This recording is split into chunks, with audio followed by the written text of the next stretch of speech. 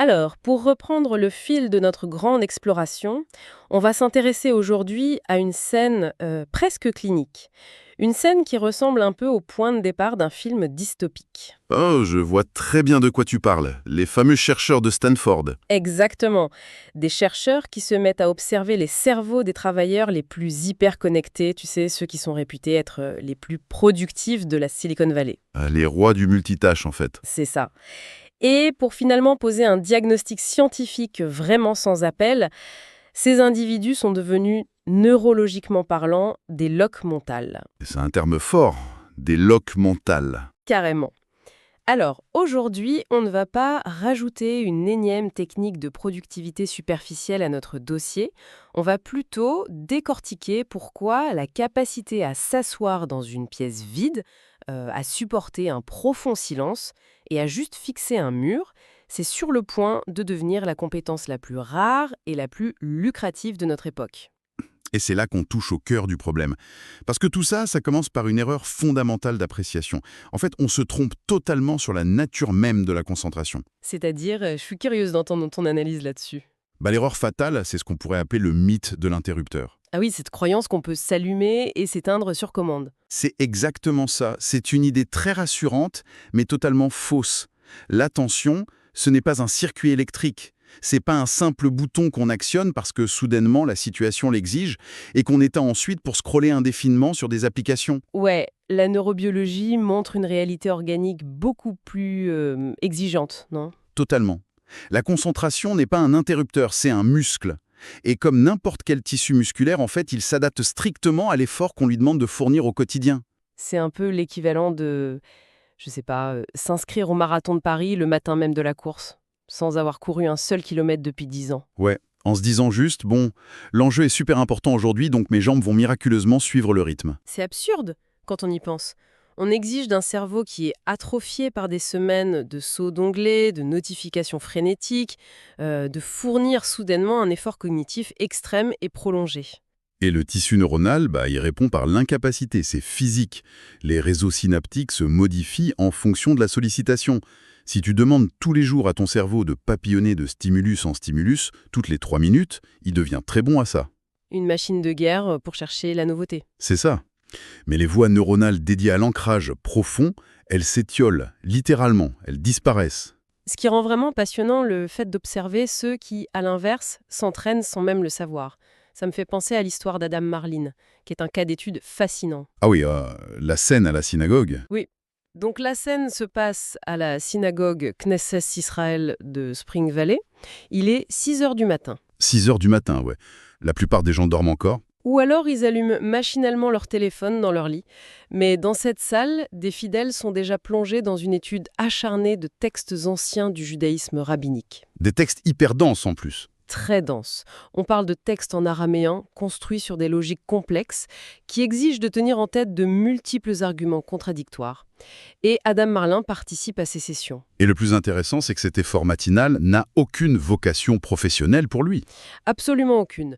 Et pourtant, il a observé une transformation radicale de ses capacités dans son monde à lui, le monde des affaires. Bien sûr. Il s'est rendu compte que cette gymnastique quotidienne décuplait sa clarté mentale, sa créativité, tout le reste de la journée. C'est le principe même de l'haltérophilie cognitive, en fait. Il soumet son cortex préfrontal à une résistance intense. Il le force à traiter de la complexité sans aucune échappatoire. Et c'est exactement ce qui manque au sujet étudié par Clifford Nass à Stanford. Ah, Clifford Nass. Oui, il a voulu comprendre ce qui se passait dans la tête de ceux qui consomment de multiples flux d'informations en même temps, les fameux accros aux multitâches. Qu'est-ce qu'il a fait pour tester ça concrètement? Il leur a fait passer des tests cognitifs de base, des choses très simples, genre identifier des rectangles rouges en ignorant des rectangles bleus, une tâche de filtrage pure. Un test pour voir s'ils arrivaient à bloquer le bruit de fond en somme. Et alors, le résultat? C'est là que le terme de loquesse mentale prend tout son sens, je suppose. C'était catastrophique. Nass a découvert que ces individus perdaient physiquement leur capacité à filtrer les informations non pertinentes. Devant un test hyper simple, leur cerveau s'illumait de partout. Attends, de partout. Même les zones inutiles. Même les zones totalement inutiles pour la tâche. Ils stockaient des informations non pertinentes, ils n'arrivaient plus à organiser leur mémoire de travail, le filtre était détruit. C'est terrifiant. Surtout quand on repense à l'illusion de l'interrupteur dont on parlait tout à l'heure. Exactement, parce que ces personnes-là, elles croyaient sincèrement exceller dans le tri de l'information. Elles étaient persuadées qu'elles pourraient s'isoler pour travailler intensément sur un gros projet le lendemain, si besoin. Sauf que NAS a prouvé que leur cerveau avait été reprogrammé. Le maintien d'une attention exclusive leur était devenu, biologiquement parlant, impossible. Peu importe leur niveau de motivation, hein. Alors là, je dois me faire un peu l'avocat du diable, parce que cette vision scientifique heurte de plein fouet une croyance hyper ancrée dans le monde de l'entreprise. La fameuse glorification du stress. Exactement. On entend tout le temps des pros affirmer des trucs du genre Moi, l'adrénaline de l'urgence, c'est mon moteur. Avoir 5 dossiers ouverts et gérer la crise, c'est là que je suis la plus performante. » Est-ce que c'est une pure illusion ? C'est une illusion totale. En fait, c'est la confusion classique entre l'agitation et l'efficacité. D'accord. L'adrénaline, elle masque la perte drastique de profondeur cognitive. Sous la pression de multiples tâches, le cerveau bascule en mode survie. Ils traitent juste l'urgence. Voilà. Il exécute des opérations logistiques, des trucs superficiels à grande vitesse. Ça donne un sentiment grisant d'importance, d'énergie. On se sent indispensable, quoi. C'est ça. Mais en réalité, le cerveau devient incapable d'assembler des concepts novateurs ou de résoudre des problèmes fondamentaux. C'est fascinant. Et cette illusion, elle naît de notre intolérance sociétale croissante au vide.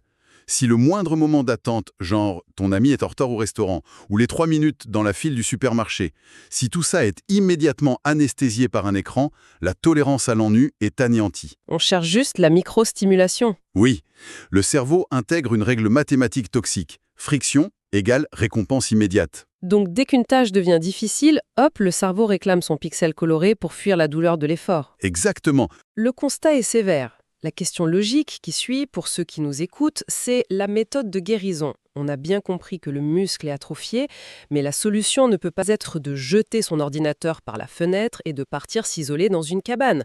Le monde moderne exige d'être connecté. Non, bien sûr, c'est pas possible. Mais l'approche naïve qu'on voit souvent, et qui échoue à chaque fois, c'est le fameux sabbat numérique. Ah oui, l'idée de se déconnecter totalement le dimanche pour purger son système. C'est ça, c'est absurde. C'est le parallèle exact avec un régime. C'est l'équivalent de manger une salade de brocoli le dimanche en espérant que ça effacera miraculeusement les effets de la malbouffe ingurgitée frénétiquement du lundi au samedi. C'est une très bonne image. Le métabolisme de base ne change pas d'un iota. Et c'est pour ça que la technique des blocs Internet, elle, renverse totalement le paradigme. Au lieu de planifier héroïquement les moments où l'on se déconnecte, il faut planifier militairement l'utilisation d'Internet. Définir des fenêtres très spécifiques pour être en ligne. Exactement. Et le corollaire, c'est que les périodes hors ligne sont sanctuarisées de manière presque absolutiste. Parce que, attention, l'objectif, c'est pas de diaboliser Internet. L'utiliser pour consulter une base de données, c'est pas ça qui fragmente l'attention. Non, bien sûr. Ce qui atrophie le cerveau, c'est ce réflexe pavlovien de fuir l'inconfort. T'es face à la rédaction d'un paragraphe un peu complexe, une petite frustration apparaît. Et bam, la réponse automatique, c'est d'ouvrir un nouvel onglet. Et là, on renforce la dépendance. C'est vraiment la mécanique du grignotage émotionnel. Manger un carré de chocolat en soi, c'est pas la fin du monde. Mais se ruer sur le paquet de gâteaux à la seconde exacte où tu reçois un email contrariant, c'est destructeur. C'est une excellente comparaison. La planification de la distraction, c'est juste l'entraînement à supporter l'inconfort de la frustration. Mais soyons réalistes par rapport au monde du travail d'aujourd'hui. L'environnement exige de la réactivité. Comment tu fais pour maintenir un bloc hors ligne quand tu bosses sur un rapport et là tu réalises qu'il te manque une stat cruciale qui est sur le web ? C'est là qu'intervient la psychologie de l'attente. C'est vraiment la clé de voûte de cette reprogrammation. La règle d'or, c'est pas de rester bloqué pendant des heures sans avancer. Ouf, heureusement. Non, en fait, si pendant ta période hors ligne de 30 minutes, le besoin d'aller sur Internet devient légitimement indispensable, eh bien, il faut attendre. Attendre combien de temps ? Ne serait-ce que 5 minutes. Tu prends un carnet, tu notes la statistique manquante et tu passes à une autre partie de ton document pendant ces 5 minutes. C'est tout ? Juste 5 minutes ? Oui, mais ce micro-délai est chirurgical. Il vient sectionner le lien neurologique entre l'impulsion de chercher la nouveauté et l'obtention de la récompense. Le cerveau apprend qu'il va survivre à la frustration immédiate. C'est exactement ça. Et il faut bien comprendre que ce recablage, il demande une constance totale. Si une personne applique ses blocs rigoureusement au bureau, mais s'effondre sur son canapé le soir en passant 3 heures à zapper d'une application à l'autre, Elle détruit tout ce qu'elle a construit dans la journée. voilà. L'entraînement à la tolérance de l'ennui ne s'arrête pas à 18 heures en quittant le bureau.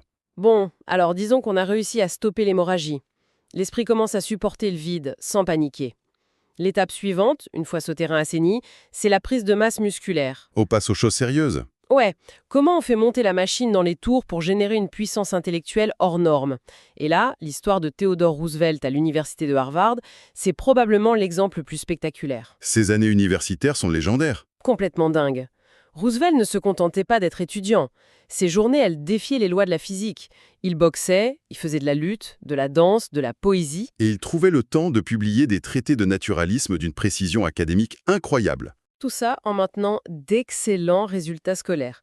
Et sa méthode, c'était pas d'étudier jusqu'à l'épuisement au milieu de la nuit, c'était le sprint total. La compression temporelle extrême. C'est ça, il identifiait le travail à accomplir, il évaluait le temps normal que ça prendrait, il réduisait artificiellement ce temps de façon drastique et il s'y attaquait avec l'intensité d'une course contre la montre.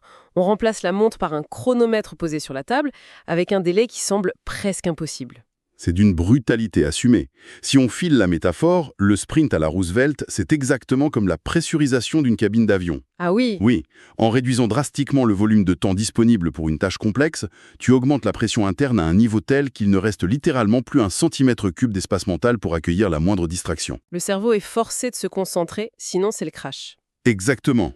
Le cortex préfrontal est forcé d'opérer à sa capacité maximale, sinon l'échec est immédiat. Par contre, le système nerveux ne peut pas maintenir une pressurisation pareille 8 heures par jour. C'est biologiquement impossible. Ce serait l'épuisement garanti. C'est pour ça qu'il faut un contrepoids. Et ce contrepoids, c'est la méditation productive. Un concept qui semble un peu paradoxal au premier abord, non? Méditation et productivité. L'idée, c'est d'investir les temps morts physiques de la journée.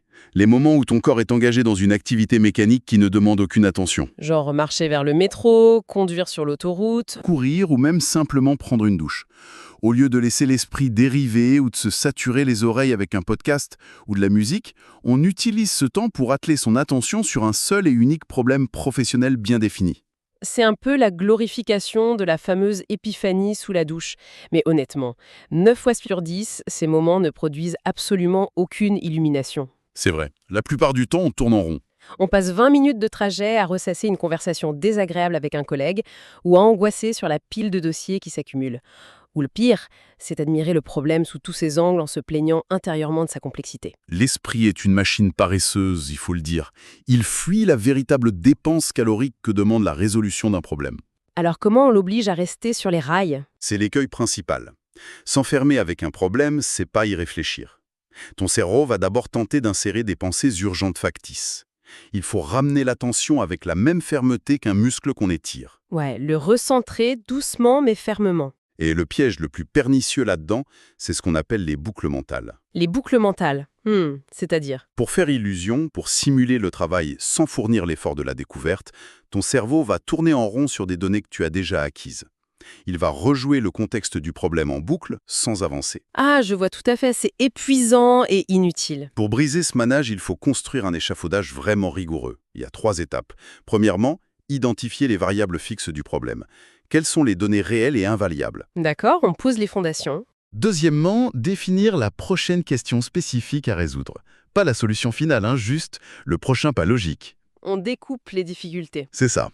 Et troisièmement, et c'est la phase critique, une fois qu'une percée est faite, il faut la consolider activement dans la mémoire avant de passer à l'étape suivante. Sinon, l'idée s'évapore au premier croisement de rue. C'est vraiment une discipline de fer déguisée en simple promenade. Donc si je résume bien, on a les sprints sous haute pression pour l'intensité et la méditation productive pour l'endurance. C'est un bon programme. Mais je me demande, jusqu'où ce contrôle de l'attention peut-il aller? Est-ce qu'il y a une limite biologique ou est-ce qu'on peut atteindre des niveaux qui frôlent presque le surnaturel? Pour répondre à ça, il faut regarder du côté des athlètes de l'esprit. Oui. L'histoire de Daniel Khelov détruit pas mal de mythes sur le génie inné d'ailleurs.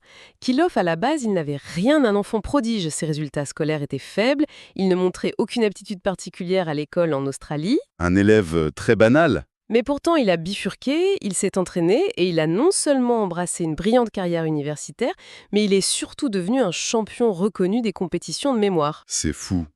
Et le chercheur Henry Rodiger, qui est spécialisé en psychologie cognitive, a passé ses cerveaux singuliers au peigne fin. Tout le monde s'attendait à ce qu'il trouve des anomalies biologiques, non? Bah oui, on pensait trouver une structure de l'hippocampe modifiée ou un disque dur mental avec une capacité de stockage monstrueuse, mais les résultats ont prouvé l'exact inverse.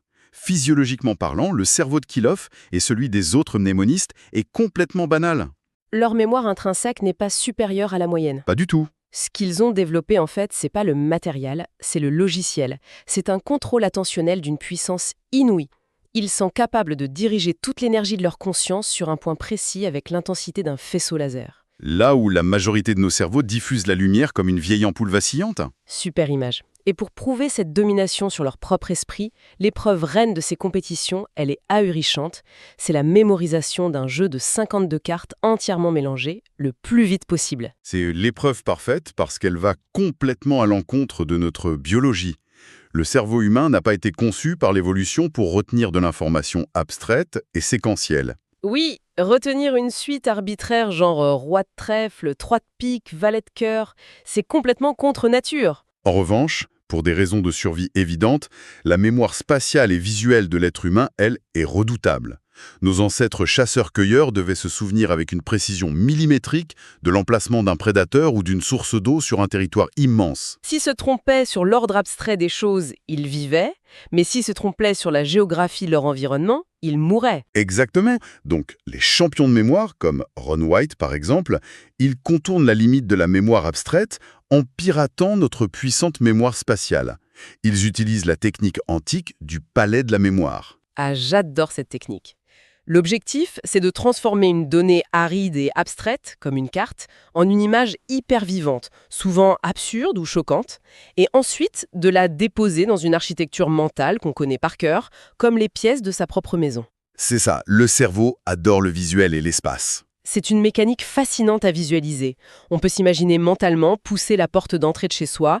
Là, on a décidé que la première carte, disons un roi de cœur, serait représentée par un monarque géant couvert de sang, en train de s'essuyer frénétiquement les pieds sur notre paillasson. C'est sûr qu'une image comme ça, on ne l'oublie pas. Impossible à oublier.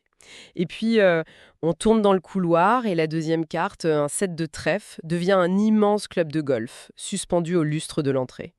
L'abstraction est forcée de s'ancrer dans un espace en 3 dimensions. Ce qu'il faut vraiment saisir ici, c'est l'essence de la démarche. L'acte de mémoriser un jeu de cartes, ça n'a aucune utilité pratique pour préparer une réunion ou écrire un article, on est d'accord. Le support de l'exercice n'a aucune importance en lui-même. C'est juste un prétexte. Voilà, que ce soit retenir l'ordre de 52 cartes, étudier un texte complexe en araméen au petit matin, ou apprendre une sonate à la guitare à l'oreille, la mécanique neuronale mobilisée est strictement identique. C'est l'exercice de la résistance pure. C'est l'acte colossal de maintenir son esprit, seconde après seconde, ancré sur un processus, en refusant avec obstination de laisser la moindre pensée périphérique s'infiltrer. C'est la démonstration absolue que la concentration est une force physique qu'on soumet à sa volonté. Je suis complètement convaincue. Si on tire le fil de toutes ces observations, le message qui en ressort est à la fois limpide et assez radical. Radical, oui. Nous évoluons dans une architecture économique et technologique qui est conçue, optimisée pour fragmenter notre attention de manière industrielle. C'est le modèle d'affaires de notre époque. Et dans un tel écosystème, chercher à fuir l'ennui en permanence, c'est un véritable suicide intellectuel. Pour espérer produire des résultats d'une profondeur exceptionnelle, il ne faut pas s'étourdir dans une productivité de surface. Surtout pas. Il faut activement rechercher l'inconfort de l'attente. Il faut vraiment étreindre l'ennui. Parce que c'est précisément au fond de ce vide de stimuli, dans le silence cognitif, que le cerveau renforce ses connexions et se prépare aux grands accomplissements. C'est joliment dit. Et cette conclusion, elle nous oblige aussi à porter le regard bien au-delà de l'individu, vers une perspective beaucoup plus vertigineuse concernant notre environnement collectif. Ah oui, hein ? Tu penses à quoi ? Si on comprend, grâce à la neurobiologie, que les moments d'ennui, les temps d'attente dans les files de supermarché ou sur un quai de gare, ce ne sont pas des temps morts qu'il faut à tout prix tuer avec un écran. Mais plutôt des temps de récupération métabolique indispensables pour consolider l'intelligence complexe. Exactement. Si on admet ça, comment cette réalité devrait-elle bouleverser la conception même de nos espaces publics? Si le silence cognitif et l'ennui devenaient soudainement reconnus comme notre ressource naturelle la plus précieuse, mais aussi la plus menacée par la pollution numérique, à quoi ressemblerait l'urbanisme d'une société qui serait décidée à protéger collectivement le droit d'avoir l'esprit vide? C'est une réflexion fascinante à garder en tête pour la suite de nos explorations.